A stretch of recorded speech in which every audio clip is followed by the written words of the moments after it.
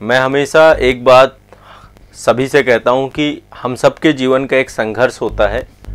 हर व्यक्ति अपने जीवन के संघर्ष को जीता है। ऐसा नहीं कि किसी के जीवन में संघर्ष है, किसी के जीवन में संघर्ष नहीं है, ऐसा तो है ही नहीं।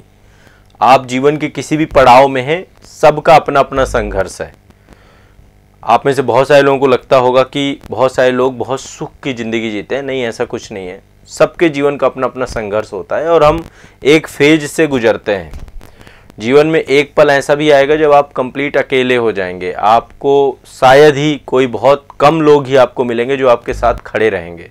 संभवतः ऐसा भी हो सकता है कि लोगों का आपके साथ खड़े रहने वालों की संख्या 0 हो जाए। वही सही समय होता है जब आप अपने आप के साथ लड़ें, अपनी पावर्स को समझें और आगे बढ़ें। मैं भी आप ही की तरह, देखिए आप लोग तो आज के समय पे अभी तैयारी कर रहे हैं, पढ़ रहे हैं, सपने सजोए हुए हैं, बहुत सारे संघर्ष होंगे आपके जीवन में भी।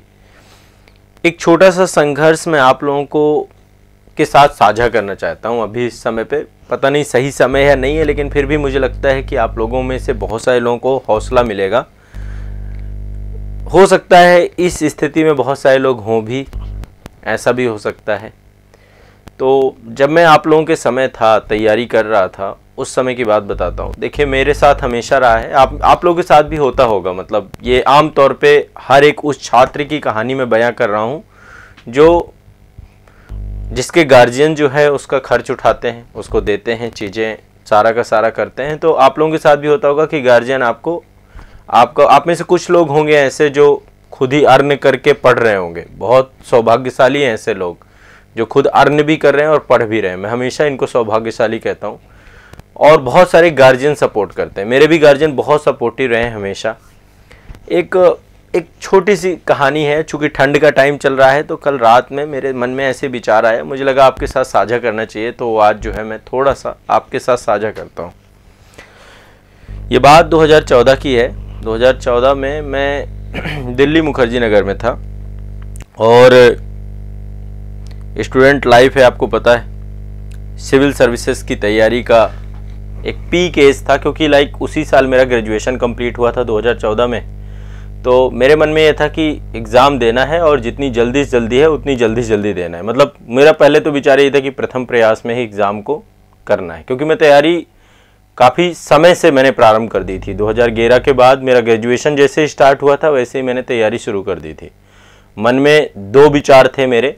पहला विचार था IIT की तैयारी और दूसरा विचार था सिविल सर्विसेज में जाना। इसके अतिरिक्त मेरे मन में कभी कोई विचार रहा नहीं, शुरू से ही क्लियर रहा। ये मतलब बहुत अच्छी बात होती है। तो काफ़ी बचपन से मैं अपने घर से बाहर आ गया था। मतलब ऐसा नहीं था कि घर पे ही रहा हूँ, तो 6th क्लास से ही मैं बाहर रहा हूँ। हॉस्टल लाइफ रही, सारी चीज़ें रहीं। तो एक जीवन में क्या होता है ना, आप बहुत जल्दी मैच्योर हो जाते हैं। मैं हमेशा कहता हूँ कि इसीलिए गृह त्यागी, एक जो 5 विद्यार्थी के 5 लक्षण होते हैं ना, उसमें गृह त्यागी भी एक लक्षण होता है कि एक विद्यार्थी को कुछ समय घर से बाहर रह करके उसे जो सीखने को मिलता है। तो मुझे लगता है हम बहुत सारी चीज़ों को समय के साथ सीख गए। परिवेश भी ऐसा रहा, सबको ऐसा परिवेश नहीं मिलता। मैं इसके लिए अपने आप को सौभाग्यशाली हमेशा समझता हूँ।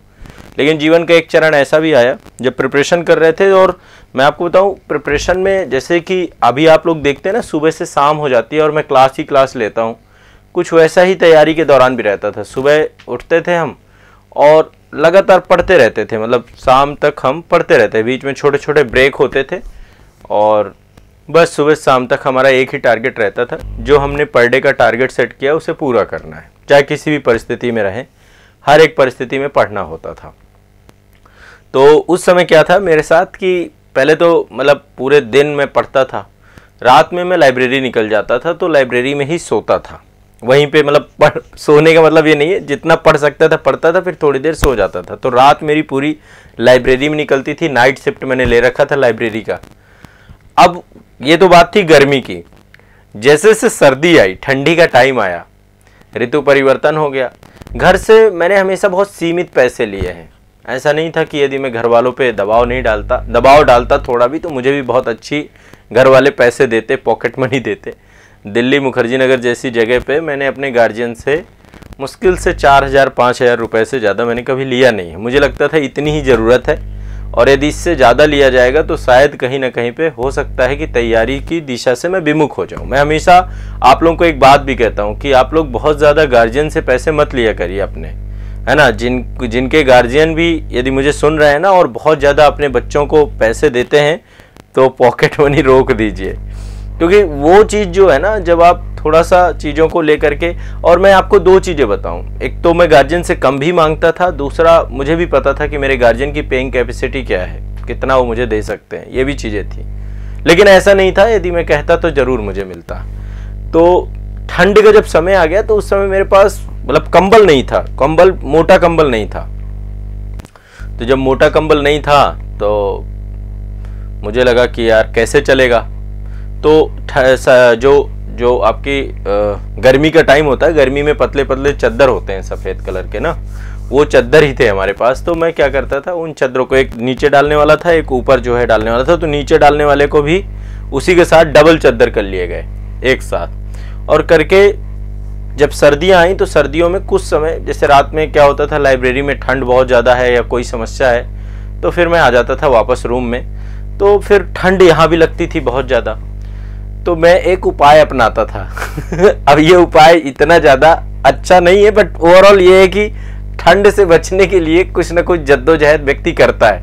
हो सकता है मेरे जैसे कोई दूसरा भी हो, जो आप समझ सकते हो लाइफ में चीज़ें आती हैं। तो ठंड इतनी ज़्यादा रहती थी, दिल्ली की सर्द है, पहले तो एक डरा के रखा था बहुत सारे लोगों ने कि सर्द बहुत पड़ती है, और सही में 2014 में चुनाव भी थे उस साल, मुझे याद है। तो चुनाव तो मतलब पहले हो गए थे, ये बात है दिसंबर के आसपास की, 2014 की दिसंबर, यही टाइम पीरियड चल रहा था। तो कल मैं लेटा था तो मुझे अचानक से विचार आया कि यार एक समय ऐसा भी था, और मैं बड़ा इंस्पायर हो रहा था अपने उस टाइम से। तो मैं एक उपाय अपनाता था। अब आप लोग इसे अप्लाई मत करने लगना, ठीक है, मैं किसी को इसके लिए वो नहीं करता हूँ। तो मैं क्या करता था कि जो एक बाल्टी पानी लेता था, ठीक है, और उस पानी को गर्म कर लेता था पूरा। ये रात में सोने से पहले की बात है। गर्म करने के बाद बॉटल होती है ना, बॉटल में उस पानी को रिफिल कर लेता था, और रिफिल करने के बाद 4-5 बॉटल छोटी छोटी रखता था और उनको अपने साथ रख लेता था, ताकि ठंड के टाइम पीरियड पे थोड़ा सा सहारा मिल सके। क्योंकि देखो, जब जैसे कंबल आपके पास ज़्यादा नहीं है ना, वैसे 2 चद्दर में डालता था तो मुझे लगता था कि यार ये ज़्यादा गर्म करेगा, बीच में इसमें एयर है, बहुत सारी चीज़ें, फिजिक्स पढ़ रखी थी तो अलग ही चलता था धुन, लेकिन तब भी ठंड तो लगती थी वहाँ पे।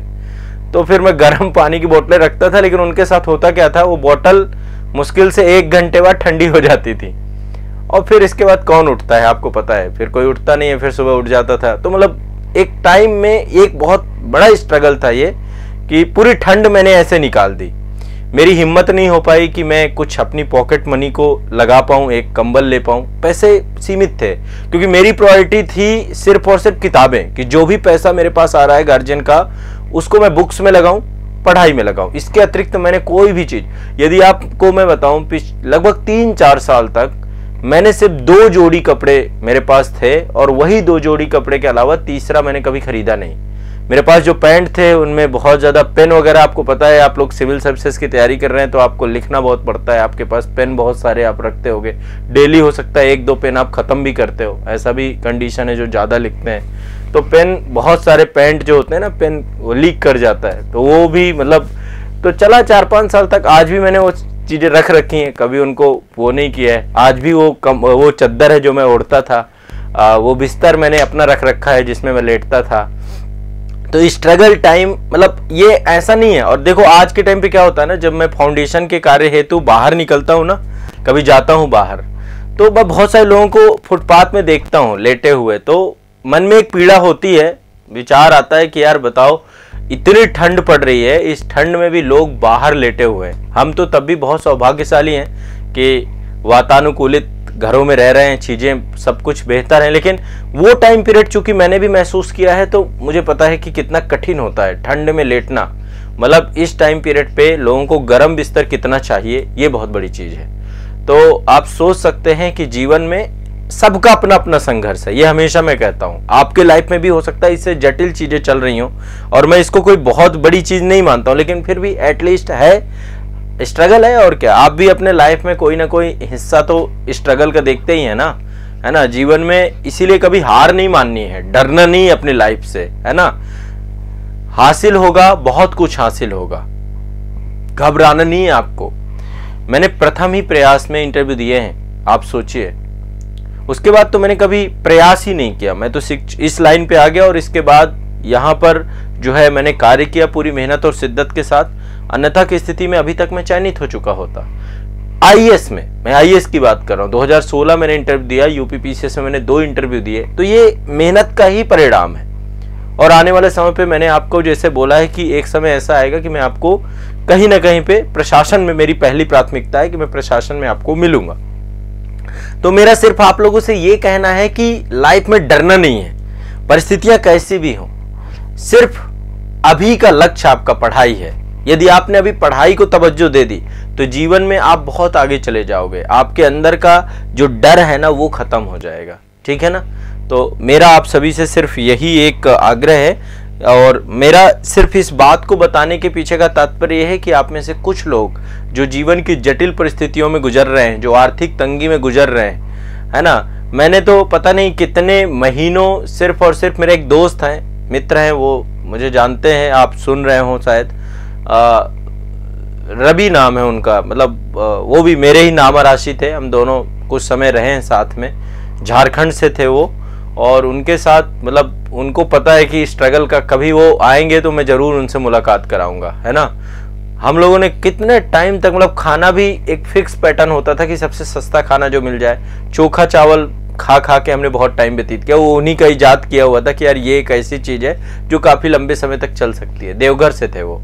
तो कहने का मतलब ये है कि जीवन में घबराना नहीं है। हर व्यक्ति जो है और जो स्ट्रगल करता है, जो तपता है, मेरे मन में हमेशा विचार यही रहता। अभी भी देखिए, मैं कोई ऐसा नहीं कि बहुत लेवियस लाइफ जीता हूँ, बहुत सामान्य जीवन है और सुबह से शाम तक बस मुझे मेहनत करनी है, मुझे सिर्फ मेहनत करनी है। और इसीलिए मेहनत से नहीं डरना, आपको परिश्रम से नहीं डरना।